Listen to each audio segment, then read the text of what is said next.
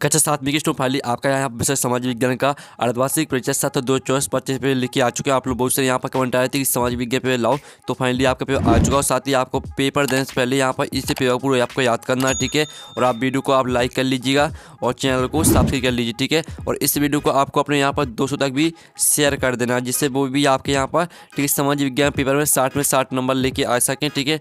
तो इस वीडियो को आप अपने 200 तक भी शेयर कर दीजिएगा। और साथ ही आप यहाँ पर पढ़ सकते हैं राज्य शिक्षा केंद्र मध्य भोपाल अर्धवार्षिक परीक्षा 7/2/24/25, ठीक है। विषय समाज विज्ञान हिंदी माध्यम। साथ ही आपका समय रहेगा 2.5 घंटे, कक्षा 7 पूर्णांक आपका 60 नंबर का रहने वाला है। तो चलिए आपका यहाँ पर जो समाज विज्ञान पेपर वो देख लेते हैं। और साथ ही हमने आपको पहले बता दिया है, और आप यहाँ पर 60 में 60 नंबर लाना चाहते हैं तो इस वीडियो को आपको पूरा देख के जाना पेपर देने से पहले, ठीक है। तो आपके आते हैं बहुविकल्पी प्रश्न आते हैं, प्रश्न 1 से 5 तक। तो निर्देश आता है सही विकल्प चुनकर उत्तर लिखिए, प्रत्येक प्रश्न के लिए 1 अंक निर्धारित है। तो आपका पहला आता है किसानों की बस्तियों को कहा जाता था। तो इसका आपका आ था घर, और बी था आपका मोहल्ला, और सी था आपका और डी था गांव। तो यहाँ पर किसानों की बस्तियों को कहा जाता था, तो इसका राइट आंसर आपका और हो जाएगा, ठीक है। और कहा जाता था, तो आपके यहाँ पर अच्छे से याद करते जाना, ठीक है। फिर आपका यहाँ पर दूसरा आता निम्न में से एक मंगोल शासक था। तो इसका आपका ए आता पुलकेशिन द्वितीय, बी था आपका चंगेज खान, और सी था आपका, ठीक है, अनंगपाल, और आपका यहाँ पर डी था पृथ्वीराज चौहान, ठीक है। तो जो आपके यहाँ पर दिया गया निम्न में से एक मंगोल शासक था, तो इसका जो आपका यहाँ पर राइट आंसर रहेगा वो आपका चंगेज खान हो जाएगा, ठीक है। चंगेज खान आपका राइट आंसर रहेगा। फिर आपका यहाँ पर देख लेते चौथा, तो आपके यहाँ पर तीसरा देख लेते। तीसरा आता है पृथ्वी की सबसे भीति परत है। तो आपको पृथ्वी की सबसे भीति परत बतानी है कौन सी है। तो आपका यह था परपाटी, बी था आपका क्रोड, और सी था आपका मेंटल, और डी था सेल। तो यहाँ पृथ्वी की सबसे भीति परत है, तो वो आपकी क्रोड हो जाएगी, ठीक है। क्रोड आपका यहाँ पर राइट आंसर रहेगा। फिर आपका यहाँ पर चौथा आता हमारे लोकतंत्र की प्रमुख विशेषता है। तो आपका इसका यह था भेदभाव, और बी था आपका समानता, और सी था आपका जातिवाद, और डी था आपका निरंकुशता। तो यहाँ पर हमारे लोकतंत्र की प्रमुख विशेषता, ठीक है, हमारे लोकतंत्र की प्रमुख विशेषता है। इसका जो राइट आंसर रहेगा वो आपका क्या रहेगा, इसका आंसर समानता हो जाएगा, ठीक है। समानता आपका राइट आंसर रहेगा। फिर आपका यहाँ पर आता है, ठीक है, विधानसभा के सदस्य कहलाते हैं। तो आपका यह था अध्यक्ष, बी था आपका महापौर, फिर आपका यहाँ पर सी था सांसद, और डी था विधायक। तो यहाँ पर विधानसभा के सदस्य कहलाते हैं। तो विधानसभा के जो सदस्य कहलाते हैं वो विधायक कहलाते हैं, ठीक है। विधायक आपका राइट आंसर रहेगा। तो इस तरह से आपके जो बहुविकल्पी प्रश्न वो कंप्लीट हो जाते हैं। पहले का जो आपका करेक्ट आंसर रहने वाला था वो आपका और रहने वाला था, ठीक है, आप फिर से देख लीजिए। और दूसरे का आपका करेक्ट आंसर बी रहने वाला था चंगेज खान, और आपका तीसरे का करेक्ट आंसर बी रहने वाला था क्रोड, चौथे का आपका बी करेक्ट आंसर रहने समानता, ठीक है। और पाँचवें का भी आपका करेक्ट आंसर रहने वाला था डी विधायक, ठीक है। तो इस तरह से आपके बहुविकल्पी प्रश्न कंप्लीट हो जाते हैं। फिर आपके आते हैं रिक्त स्थान, ठीक है, प्रश्न क्रमांक 6 से 10 तक आते हैं। तो आपके यहाँ पर निर्देश आता नीचे दिए गए रिक्त स्थान की पूर्ति कीजिए, प्रत्येक प्रश्न के लिए 1 अंक निर्धारित है। तो आपका 6वां था कावेरी डेल्टा में ... नाम से प्रसिद्ध एक छोटे से मुखिया परिवार की सत्ता थी। तो 6वें का आपका आंसर हो जाएगा, ठीक है, मुट्टेरियार। मुट्टेरियार आपका यहाँ पर इसका आंसर रहेगा, ठीक है, मुट्टेरियार। ये आपका यहाँ पर आंसर है 6वें का। फिर जो आपका 7वां आता आग्नेय सेल को ... सेल भी कहा जाता है। तो यहाँ पर आग्नेय सेल को प्राथमिक सेल भी कहा जाता है, ठीक है। आपका इसका आंसर हो जाएगा प्राथमिक, ठीक है, प्राथमिक सेल भी कहा जाता है। फिर आपका यहाँ पर देख लेते 8वां आता है ... राज्य का संवैधानिक प्रमुख होता है। तो इसका आंसर आपका राज्यपाल हो जाएगा, ठीक है। आपका यहाँ पर राज्यपाल करेक्ट आंसर रहेगा। फिर आपका 9वां आता, ठीक है, लड़के लड़कियों में लिंग भेद चलते लड़कों को खेलने के लिए ... तथा लड़कियों को ... दी जाती है। तो इसका आंसर रहेगा यहाँ पर, ठीक है, खुला मैदान। इसका आंसर आपका यहाँ पर, ठीक है, यहाँ भरना आपको खुला मैदान, ठीक है। यहाँ पर देख लीजिए लड़के लड़कियों में लिंग भेद चलती लड़कों के लिए खुला मैदान, ठीक है, खुला मैदान। ये आपका यहाँ पर आंसर रहेगा। पहले वाले का यहाँ पर ना आपको खुला मैदान, और जो आपका यहाँ पर दिया गया, ठीक है, लड़कियों को दी जाती है। तो यहाँ पर घर के काम, ठीक है, घर के काम दिए जाते हैं। तो घर के काम आपका यहाँ पर दूसरे में भरना, ठीक है, ठीक है। पहले भरना आपको खुला मैदान, दूसरे भरना आपको घर के काम। फिर आपके यहाँ पर 10वां था भारत में ... वर्ष के अंतराल, ठीक है, अंतराल में जनगणना होती है। तो भारत में यहाँ पर 10 वर्ष के बाद, ठीक है, 10 वर्ष के बाद अंतराल में जनगणना होती है, ठीक है। तो इस तरह से आपका 10वें का जो आंसर रहेगा वो आपका 10 वर्ष हो जाएगा, ठीक है। तो आप फिर से सुन लीजिए, 6वें का आंसर रहने वाला था आपका मुट्टेरियार, 7वें का आंसर आपका प्राथमिक, 8वें का आंसर आपका राज्यपाल, 9वें का आंसर आपका यहाँ पर खुला मैदान, और यहाँ पर भरना आपको घर के काम, ठीक है। फिर आपका 10वें का आंसर यहाँ पर 10 वर्ष। तो इस तरह से आपके जो रिक्त स्थान वो कंप्लीट हो जाते हैं। अब आते हैं आपके अति लघुत्तरीय प्रश्न आते हैं, ठीक है।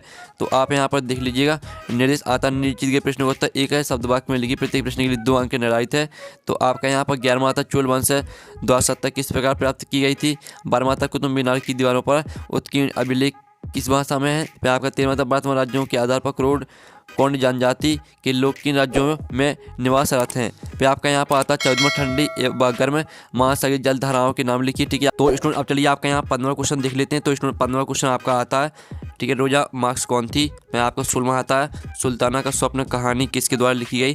तो चलिए जो आपके यहाँ पर 16वें क्वेश्चन तक के जो आंसर है वो देख लेते हैं। तो स्टूडेंट आप यहाँ पर देख लीजिए 16वें क्वेश्चन का आंसर है जो आपका यहाँ पर चोल वंश द्वारा सत्ता किस प्रकार प्राप्त की गई थी। तो इसका आंसर है चोल वंश ने सत्ता युद्ध और विजय के माध्यम से प्राप्त की थी। फिर जो आपका 12वां प्रश्न दिया था, ठीक कुतुब मीनार की दीवारों पर उत्कीर्ण अभिलेख किस भाषा में है। तो इसका आंसर है फारसी और अरबी भाषा में है। फिर जो आपका 13वां प्रश्न दिया था, वर्तमान राज्यों के आधार पर गौंड जनजाति के लोग किस राज्यों में निवासरत है। तो इसका आंसर रहेगा निवासरत हैं। तो इसका जो आंसर रहेगा मध्य प्रदेश, छत्तीसगढ़, महाराष्ट्र और उड़ीसा।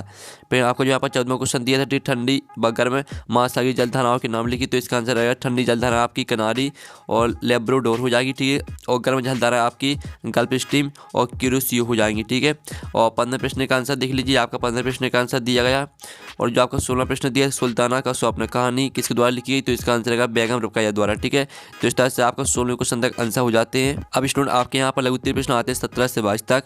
तो आपका 17वां था, मुगल प्रशासन में जमींदारों की क्या भूमिका होती थी। 18वां था, रानी द्रौपदी को गढ़कटंगा की बागडोर क्यों संभालनी पड़ी। फिर आपका 19वां था, मानव अपने पर्यावरण में किस प्रकार परिवर्तन कर रहे हैं। और 20वां था, सेल किसे कहते हैं, सेल के प्रकार को नाम लिखिए। 21वां था, सरकार द्वारा नागरिकों से कर टैक्स क्यों लिया जाता है। फिर आपका 22वां था, प्रेस वार्ता से क्या आशा है।